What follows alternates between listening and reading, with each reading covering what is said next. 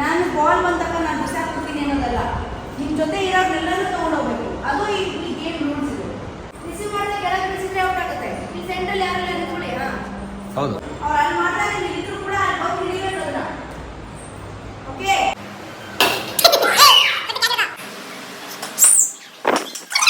ಇವ್ರು ಸೋತ ಇವ್ರಿಗೊಂದು ಪಾಯಿಂಟ್ ಬರುತ್ತಾ? ಇಲ್ಲ ಇಲ್ಲ ಇಲ್ಲ. ಸರ್ವಿಸ್ ಮಾಡೋದಂತಾರೆ. ಎಲ್ಲರಿಗೂ ಟಚ್ ಮಾಡಿ ಈ ಕಡೆ ಹಾಕ್ಬೇಕು. ಎಲ್ಲರೂ ಕ್ಯಾಚ್ ಹಿಡಿದು ಕಳಿಸ್ಬೇಕು. Okay, catch. Next pass. ಏಯ್,